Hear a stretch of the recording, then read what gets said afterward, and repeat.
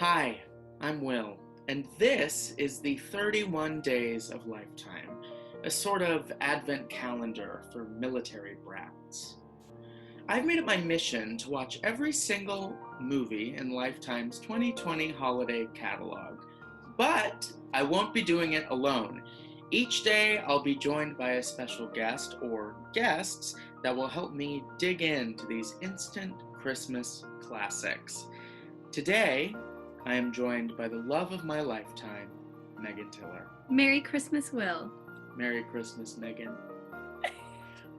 We are going to be discussing the 8th film in Lifetime's lineup, A Welcome Home Christmas. Chloe has always supported various military organizations, including the town's Army Toy Drive for Christmas. This year, she's paired up with Michael, a vet who recently returned home, and together they recruit other veterans and active military personnel to help in the cause. As the community gears up for the officers' Christmas ball, where all the kids will meet Santa Claus and receive their gifts, Michael and Chloe begin to realize the greatest gift this season has been each other's company. A Welcome Home Christmas premiered on November 7th, and it stars Jana Kramer and Brandon Quinn. Megan, let's get into this movie. I've got questions. You picked a scene that we're going to talk about. Okay, Yes. First of all, what is your relationship with Lifetime Christmas movies? To be honest with you, Lifetime has not been my source of Christmas movies. It usually consists of the old clay ones, the claymations, the Buddy the Elf, the old ones, of course, and then I'm more of a Hallmark girl. Can I say that? I think that that's fair. You know, to be honest, full disclosure, viewers. The only reason I picked Lifetime is because they have that one gay movie coming out this year. And Which that's is it. Great. I feel like simultaneously too much happened while nothing happened in this movie. I would so agree with that. There were a lot of plot points. The world will never know. A lot of plot points, and then they were solved like that. So quickly. For instance, the lights going out, the power outage. Forgot that even happened. Yep. Santa was probably really there at the end. And is he really Santa? I'd say sure. I'd say yes. So, our two leads, Jana Kramer, whatever you pronounce her first name, and Brandon Quinn. Yes. What did you think of their acting, the characters, that relationship? One, I thought they were both beautiful humans. They were not just Lifetime hot, CW hot. They were hot, both of them. She was oddly tan. I don't know where this was set. She was very tan. They were both really tan. For the amount of volunteer work and no free time, she was quite tan. So they were both stunning.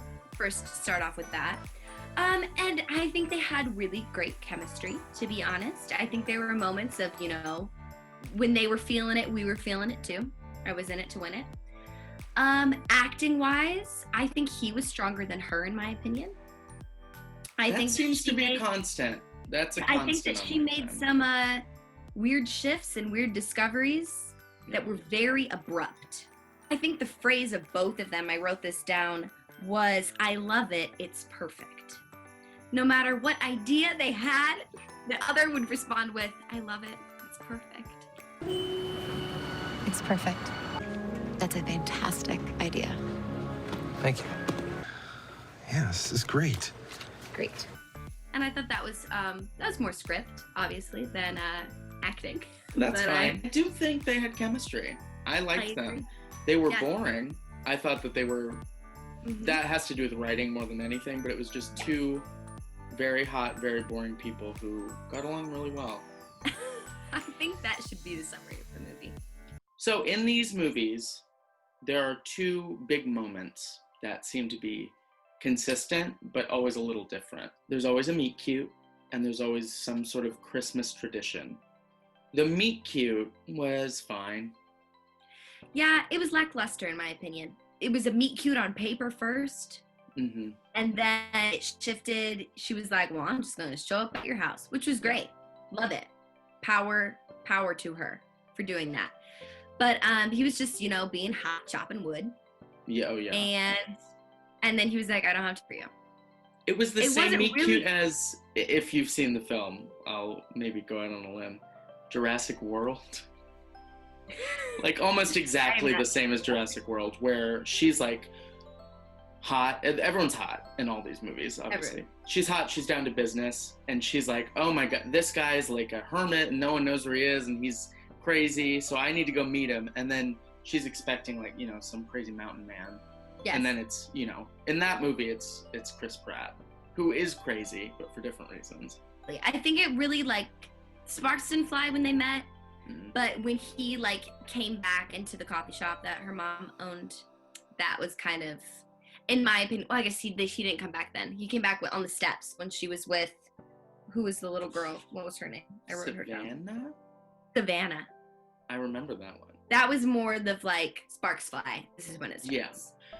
But what I didn't like is immediately after that, they go into the coffee shop.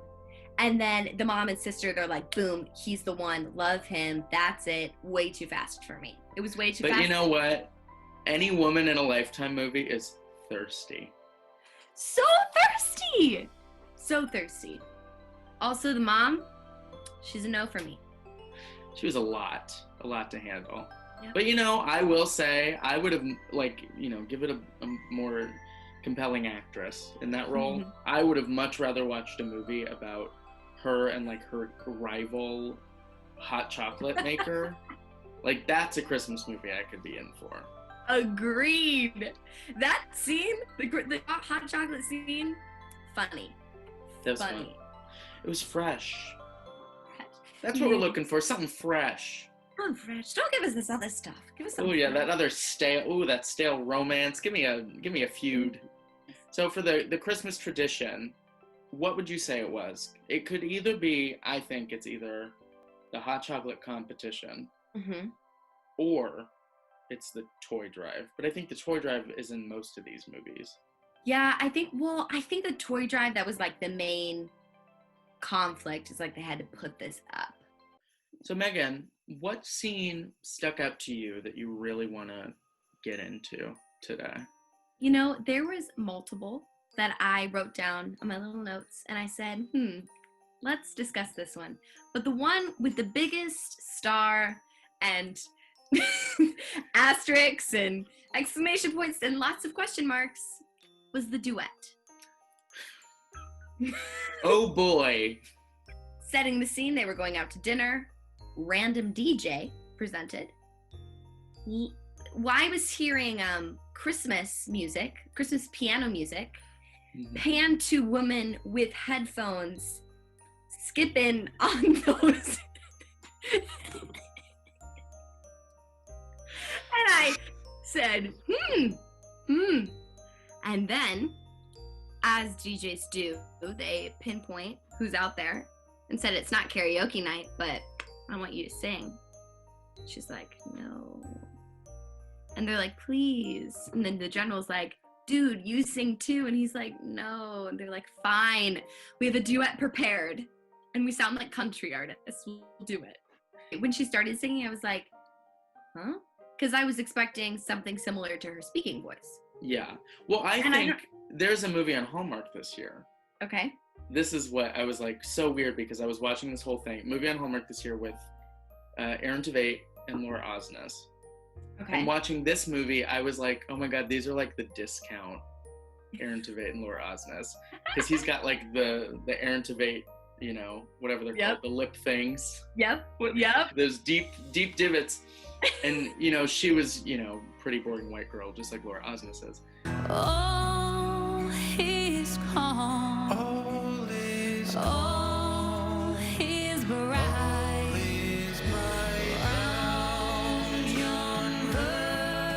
No, it seemed very out of place to me. Oh, it was definitely out of place. Never brought it up again.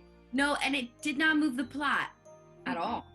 But that makes me think that one of them must be a recording artist. so that they're like, hey, I was in this movie, and they were like, you can sing, let's throw that in there. They're like, we need another scene. Yeah, it felt like we need another scene moment. Oh, yeah. And the setting was all wrong. Like, you do not do karaoke. It was like karaoke in an Olive Garden. Yes, it did. It felt like an Olive Garden. Were there any lines that you wrote down that stuck out to you? I love it. It's perfect. It's perfect. Fair. They said that a lot. I also wrote down the fact that they talked about chemistry. Like, it was definitely paralleled of like, we have chemistry, but it was also like, let's talk about science. Which, why? Why would they? Because you would think these writers at Lifetime would try and find maybe an analogy that has more to do with the military. Yes, that's what I was thinking. I was like, are either of these people chemists? No. No. Or talk more about battle plans. He did that Yes. a lot. I liked that. I thought that was cute and fun. I agree. Or like, operations. Like, that was cute. Like, it went very long. It was cheesy. Also, what the movie should have been called. Oh my gosh, a Welcome Home Christmas? They should have called it Operation Santa Claus. It would have been so much better. Yeah. And like, I get Welcome Home Christmas, like it's obviously about a soldier, like come home, and they use that line a lot, like Welcome Home Soldier. Or But like, she says it "Welcome when home, it's blah, blah, like blah." he's been home for like a year. Welcome home, soldier.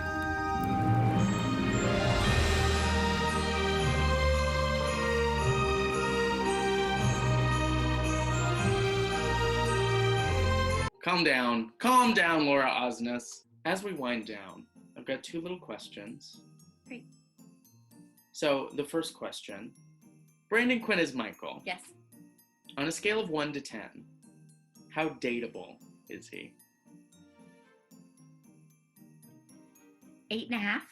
I'd date him. I'd say it. Great with kids, very kind, open to new ideas, passionate about stuff, can chop wood. Yeah, he can split something. But Exactly, he could split that. I just served that to you on a silver platter. Second question, who would you say is the MVP of this movie?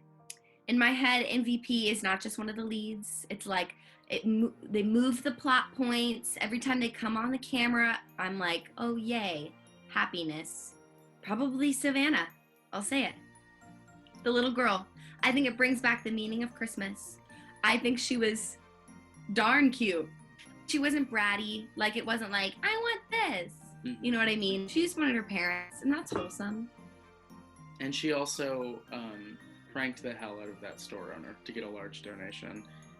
So funny. And that's the meaning of Christmas. You know, I will say we usually have the child actor watch, and it's rarely good. I thought she was good. She's good.